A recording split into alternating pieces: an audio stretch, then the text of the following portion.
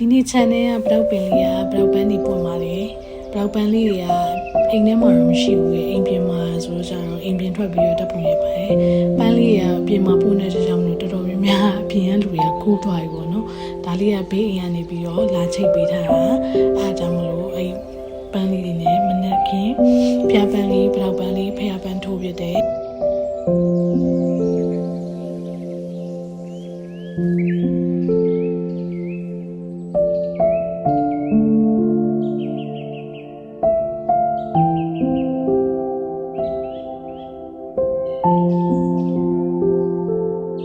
ဖျားပန်းထိုးပြီးတော့မနက်ကဝယ်ထားတဲ့ကောင်းချင်းငချိတ်ပေါင်းလေးနဲ့ငရမ်းကြောက်ပုတ်ကလေးကိုစီစမ်းပြီးတော့ပဲပြုတ်ကလေးနဲ့ဖျားစွန်းတော်ကပ်ပါတယ်ကော်ဖီနဲ့ရေနွေးချမ်းလေးလည်းဖျားစွန်းတော်ထည့်ကပ်ပါတယ်ပြီးတော့ဖျားရှိခိုးပြီးရနဲ့မနက်စာရင်နဲ့ဆရာစုငယ်ရဲ့စောက်ကလေးဖတ်ဖြစ်ပါတယ်ဆရာစုငယ်ရဲ့အသစ်ထွက်ထားတဲ့ပန်းစုယူတာရီ3ချိန်မှုဆိုတဲ့စောက်ကလေးကဒီတကြံချိန်နဲ့လည်းကွက်တီပဲဆိုတော့ဘလောက်ပန်းလေးလည်းပွင့်နေနေမှာဒီစောက်ကလေးဖတ်ရင်းနဲ့မနက်စာအေးဆေးစားရင်းနဲ့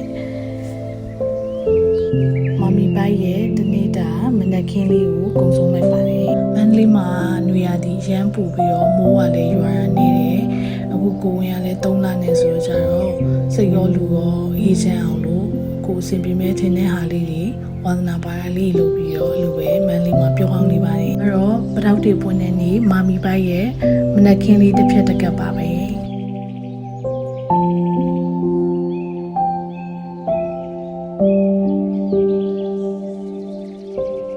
မကြခင်ရောက်လာတော့မယ်မြန်မာတို့ရဲ့နှစ်သက်ကိုတကြံကာလမှာအားလုံးမပြောရွှင်ပါစေလို့ဆုတောင်းပေးပါတယ်